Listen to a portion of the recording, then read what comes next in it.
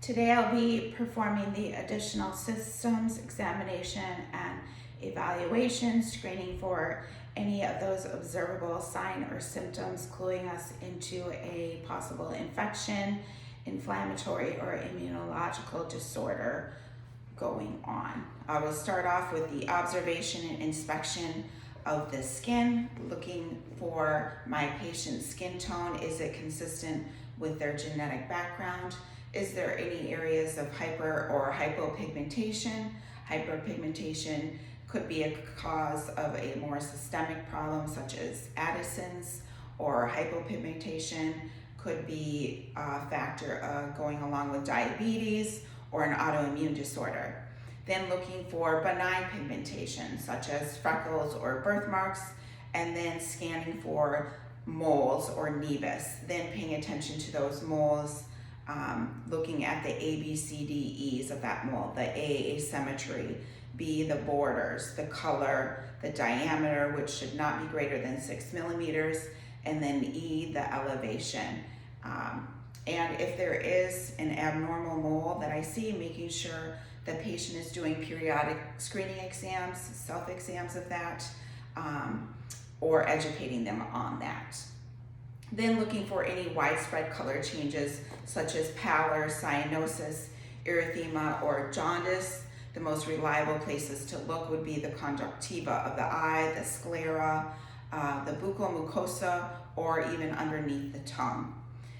While I'm observing the skin, paying attention to any abnormal skin tone changes, which could be clues to a hematological disorder, such as pernicious anemia, giving the skin a white yellowish tint, or a green grayish tint with somebody suffering from chronic blood loss. And this leads us into then observing the nail beds, such as with chronic anemia, the nail bed would be more concave or brittle. Oh, Graham, can I see a nail on your hand? So here we can see the normal nail bed is slightly flat and rounded. The nail base makes about 160 degrees at the point of intersecting with the nail. A fairly translucent nail with a pinkish undertone nail bed, whereas in your darker colored skin patient would be more of a brown or blackish color. I'm not seeing any brittle or cracking in the nail bed, which is a good sign. Then observing also for any hair. So Graham, can I have you take your hat off? Looking to see, does his hair appear shiny and healthy, or does it look dry and brittle? I would ask, Graham, have you noticed any unusual hair loss or breakage or unusual hair growth? No. Great, good signs. And then observing on the skin and the scalp for any observable lesions.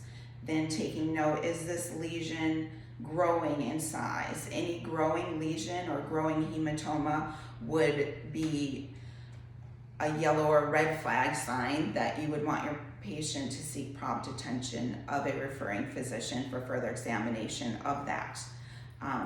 If I see a lesion, I'm going to want to pay close attention to its size, its shape or pattern. Is it singular or in a grouping? Is it elevated or flat or pedunculated? And then measuring it with a ruler in size. And then is there any exudate, such as what is the color of that exudate, or is there an odor with that exudate? This would lead us onto the palpation portion of the examination. Graham, I'm going to have you just sit up, so lift your back from the back side.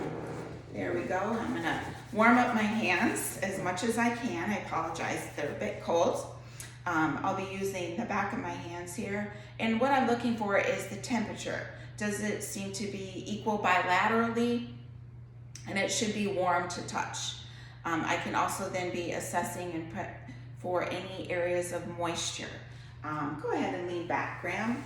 Is there any appearance of diaphoresis or profuse sweating, which could be a sign of thyrotoxicosis or a constitutional symptom of a fever? Then looking at the skin for its texture, does it appear smooth?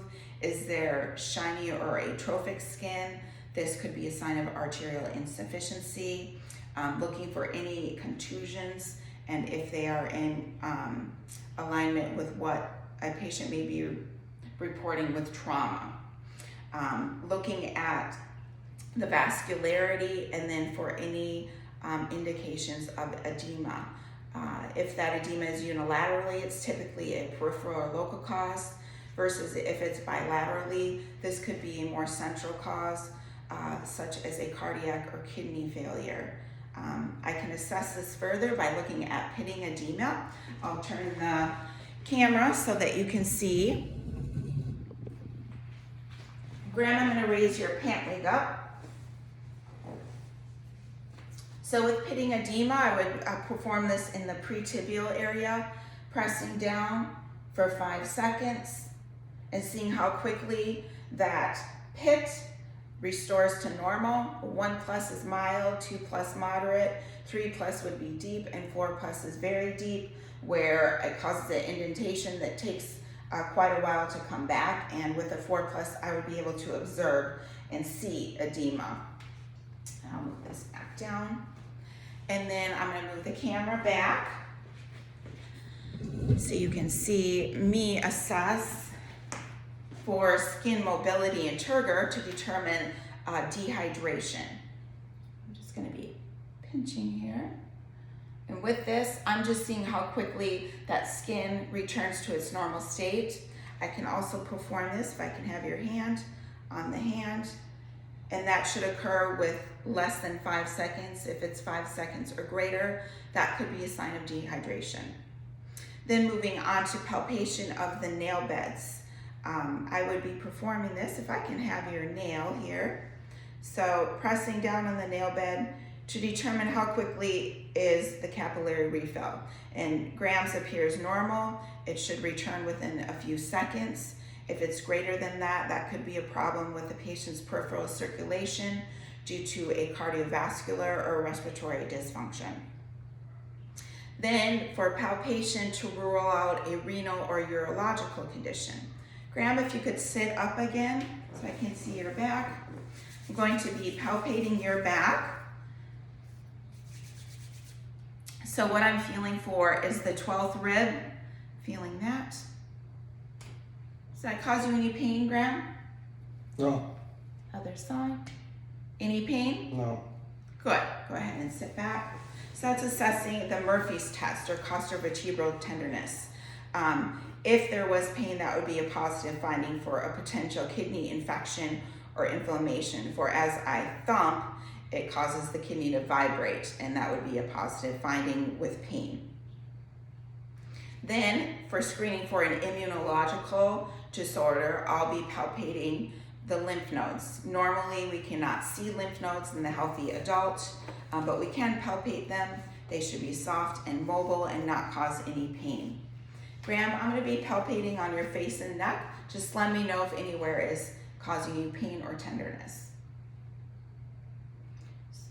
Preauricular area, the tonsillar, submandibular, submental, anterior cervical,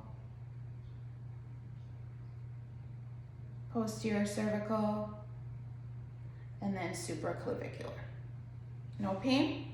No. That would be excellent findings. And then lastly, for discussion purposes only, would be always screening and paying attention for any oncological signs or symptoms that would be yellow or red flags. For instance, are you noticing any constitutional symptoms? Is the patient reporting constant and intense night pain? Is there bilateral edema or bilateral numbness and tingling? Any pigmentation or nail bed changes such as clubbing, which could be a sign of a more oncological problem, or even with emphysema. Is there any joint pain accompanied by rashes or nodules? Is the patient having any unexplained rashes throughout their body? Proximal muscle weakness with changes in deep tendon reflexes? Any changes in vital signs? All of those would be potential signs and symptoms, especially if they're clustered together, of an oncological problem, along with if there is any growing lumps or masses, especially in women in their breast tissue. This should always be assumed to be cancerous until disproven otherwise. Therefore, telling your patient to seek the attention of the appropriate referring physician. And then always asking, Graham, are you experiencing any other signs and symptoms we have not discussed anywhere else in your body that seem unrelated to this problem? No. And that would end our additional system screening.